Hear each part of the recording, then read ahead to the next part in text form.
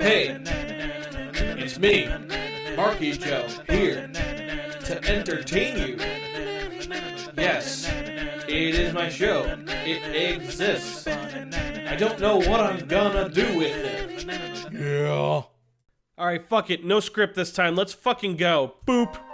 Oh, wait, no. Click. Sorry. I didn't mean to trigger you guys out there with your feelings. Anyway, so, The Sanctuary. I forgot the title of this already. Fuck. Okay, what does it say? Sorcerers? Alright, whatever. So, Marth got ran out of Kashmir Bridge. He headed north to Caden, the magical city of Caden.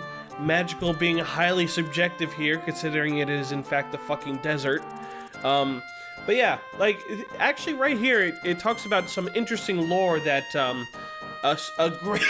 a great sage brought knowledge and wisdom to the people, and then the people, what they did is they fucking took that knowledge and wisdom and used it as weaponry. Like, they took all the wisdom of magic and shit and just made weapons to oppress others with.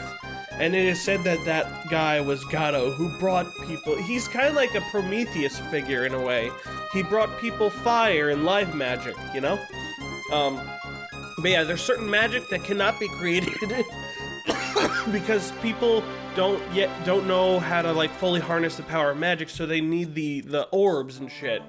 But there are still magicians who come to Caden, basically to go to college, essentially, you know? They're academics. So yeah, remember when I said that the next few chapters would be shitty desert maps?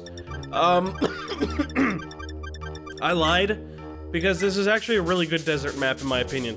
But first, before we talk about that shit, let's... Oh snap! It's Michelle, McAllis, whatever the fuck his name is. And he's like, yeah, I'm dark and edgy. I don't like the protagonist of the story because he's idealistic and shit, but you know, he's still a good guy, so I guess I'll let you chill with him for a bit. And Minerva's like, you've changed. You're like how you used to be. You must have broken 3 of Garneth's magic. And McAllis is like, the fuck are you talking about, bitch? I was not under any control of dark magic. I legitimately am an asshole who decided to, like, fuck up other countries and, you know, side with Grunia, because I was just being pragmatic, you see. I was being the cynical man, you know, thinking strategically, but not morally. Oh yeah, I'm not stupid. Yeah, like, Minerva's like, you are so short-sighted. You did all that shit because you wanted to, like, team up with Camus and shit to defeat the dragons, you know, after they conquered everything? And he's like, no, I'm just a smart guy, I'm not stupid, fuck you. But here he's like, yeah, you know, I lost everything, I got the shit kicked out of me, but even after I'd done all that horrible shit, Maria, she came to me. Maria! Sorry, this is such a fucking, like, old school anime thing, you know? I don't know, I can't tell if I like Michelle or McAllis, like, ironically or not, because, like, he does move me as a character, but he's also kind of cheesy. I guess you can be cheesy and still move people, you know? But anyway, yeah, Marth is like, yeah, we're in Caden, but the Akania army's still pursuing us, and Jake is like, yeah, dude, you better watch out, cause, the hero squad's gonna head straight for us. Oh shit! I just got a message. Okay, so apparently this is a message from Lord Nurgle. I await you. No, I'm just kidding. But yeah, basically, Caden, the polite guys they are, just let us know that they're attacking us. Which, actually, come to think of it, it was probably one of our own dudes who sent that message. But anyway, this is very important. This dude right here mentions Alirin. He's like, oh, he's so, you know, he's a pissed off guy, you know? He's a teenager going through that teenage angst of jealousy. But you know what? He's still a good guy at heart. But I don't think anybody's gonna be able to reach him except for, good old, you know, White Brows McGee. Wendell. Okay, so, why is this a good chapter? Alright, so, you take a terrain that benefits magic users, and then you put magic users on it. Magic users attack your resistance stat, which is very low in this game, and they also attack from range. So, the idea here is that you have to take things slow with magic users and bait them out with units that have high resistance, right? Wrong! Because not only that, but they also have these wyverns that will fuck you up. So you have to take very close attention to the range of all these units because some attack your resistance, some attack your defense. But you can't take it slow, because if you spend too much time dawdling and taking your sweet-ass time baiting out all these mages, eventually Akinia's army is going to catch up with you. So you have to, it's sort of like a balancing act of, like, how much progress you're going to make at a time and shit. It's fucking amazing. Like, that's really, I mean, it's not as amazing as I'm making it out to be, but it's like, you know, there's actual thought put into the design, and it's something I can, like, tangibly explain to you guys, you know? It's interesting. It's interesting dynamic, and, you know, the hardest strategy is basically balancing out your various resources. In this case, your resources being, like, time and, wiping out the enemies. I don't know. You're balancing time with something else, though. Alright, so these thieves here, a couple of them have, like, a dragon whip, and the other one has, like, some other promotion item. I forgot what it was. But the other two thieves are gonna go after the chest. Now, keep in mind, for this chapter, I did not bring Julian, to which you might think, what the fuck is wrong with you, you fucking dipshit? There's chests here, and you don't have any chest keys, or you're not gonna use them because you're a fucking pleb. So what's your plan here, Mark? Let me in on your psychology. Tell me your thoughts. So basically what I'm gonna do is I'm gonna have the thieves steal the chest and then kill the thieves. That's it. So most of this chapter, I'm gonna be training up, good old, Ryan, because he's very close to getting a promotion, and he also got the Parthia, from George. And the good thing about the Parthia is that it doubles your experience, so this makes training up Ryan much quicker, because he has enough weapon rank to use it.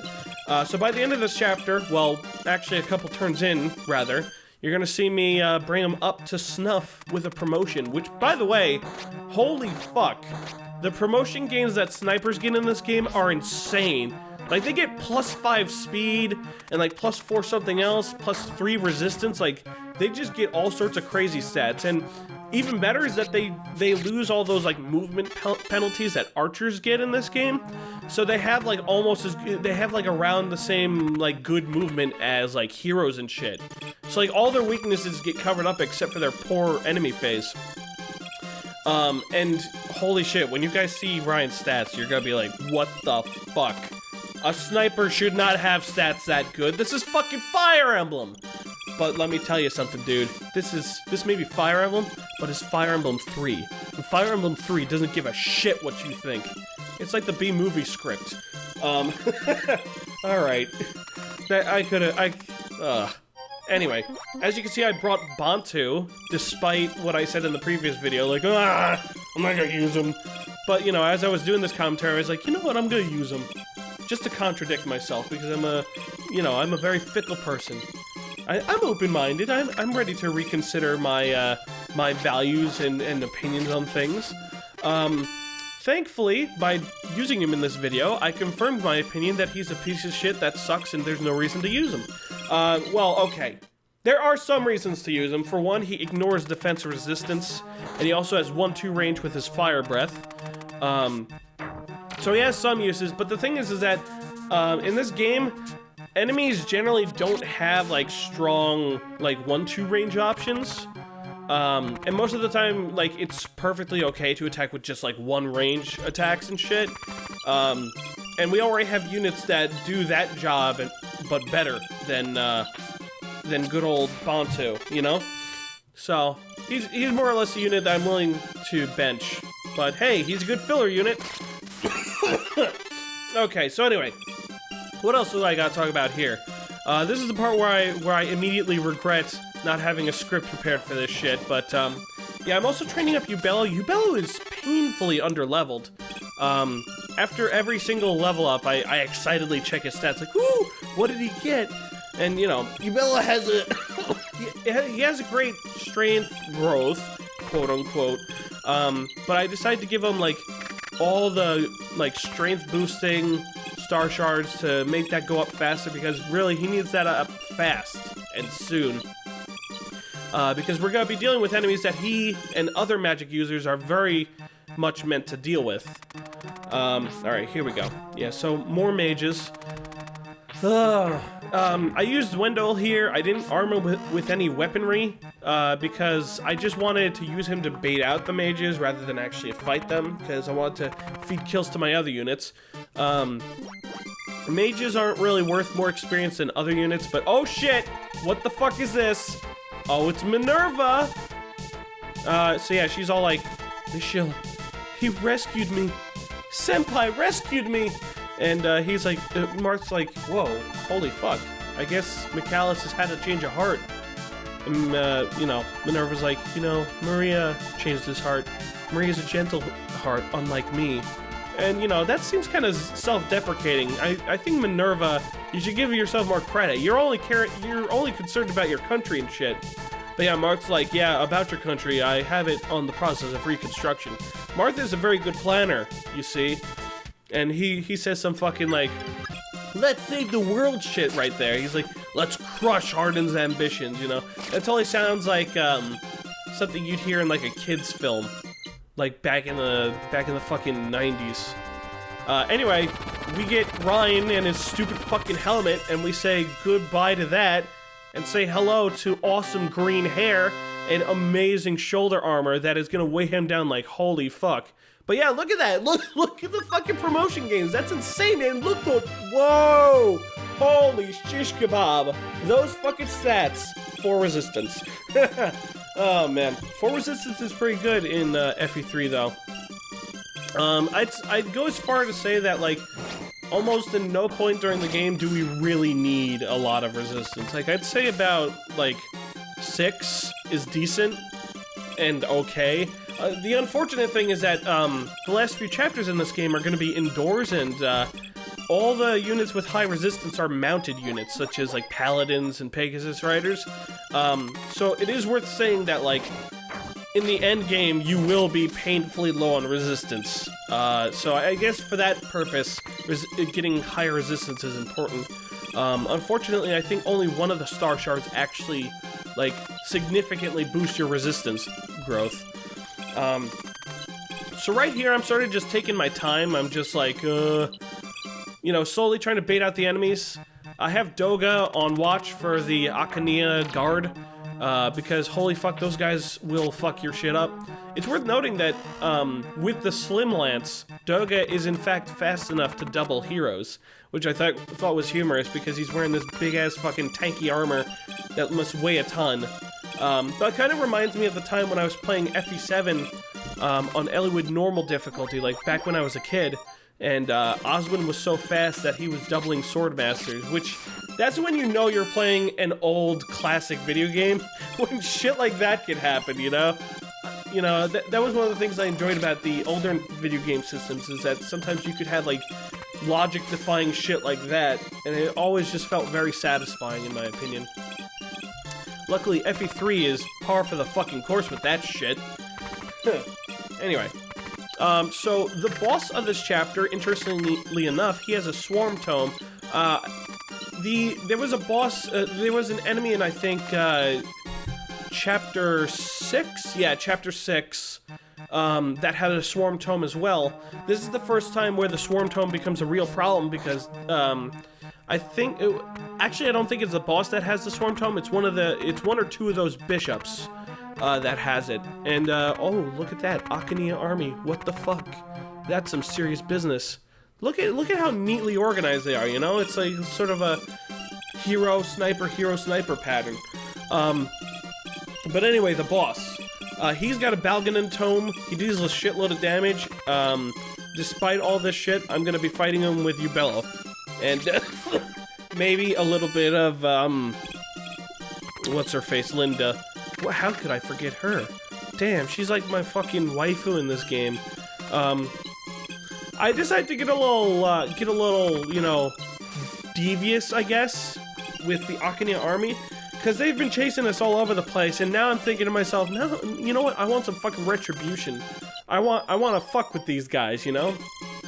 So, I'm actually gonna attempt to fight them. Unfortunately, that does not go very well, and, well, we'll see what happens. But anyway, more houses.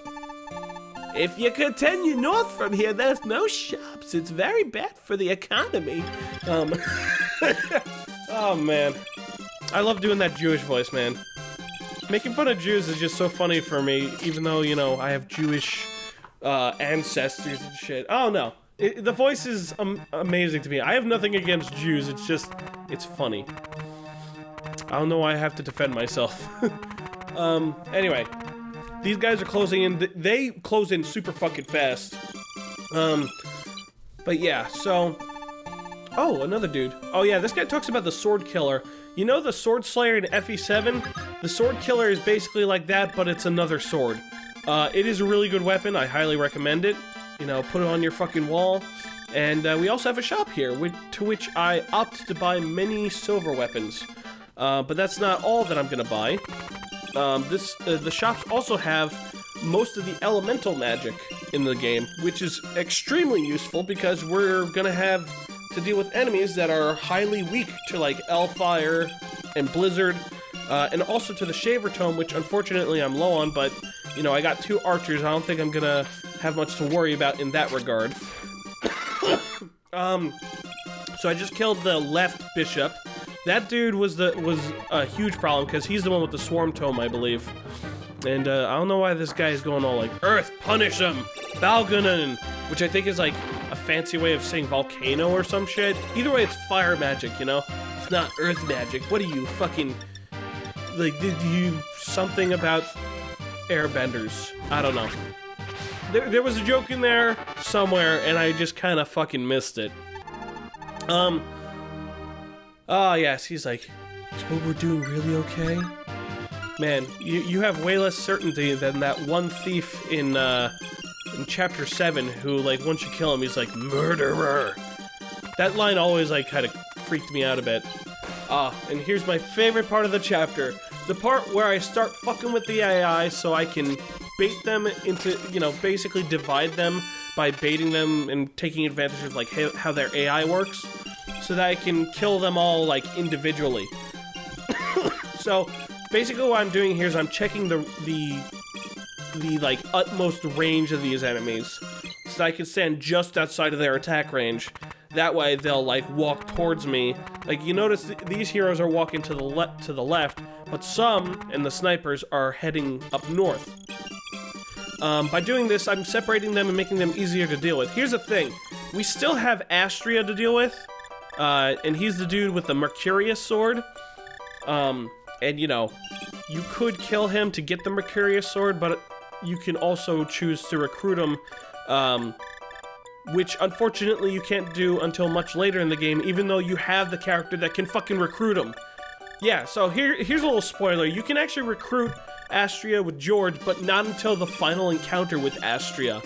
I don't know why you can't do it now, because if you look at the dialogue between Astria and George, all the elements that George needs in order to convince Astria to join their side are there. Like, in the dialogue, he mentions that Marth has the Fire Emblem. Do you know what that means, Astria? That means that Nina trusted him to, you know, do the rebellion and shit, and to, like, lead our country.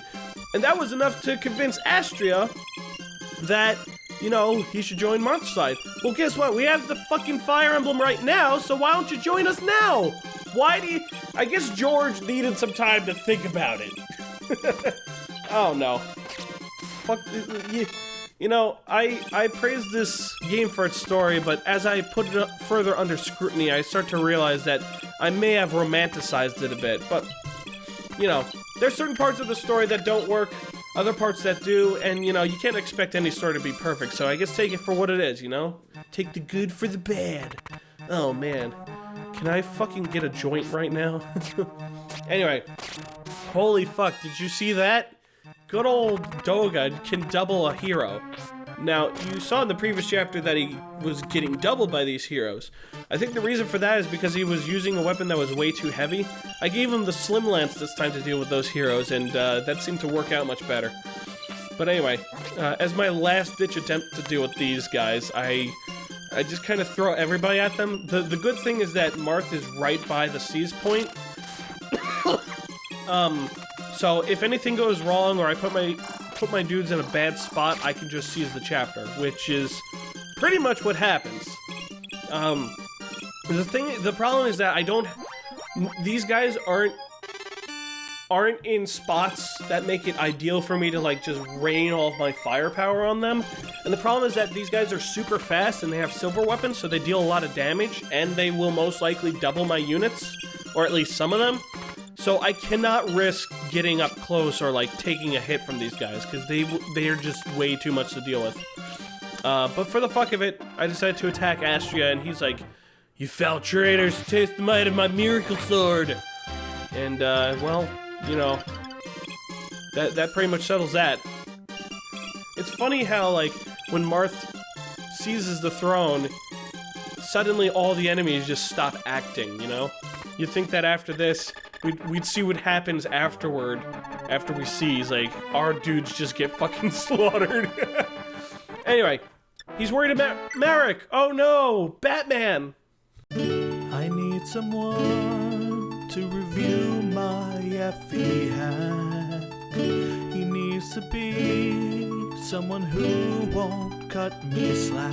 It's Monkey Joe, he's arrived from his golden chariot, and down he walks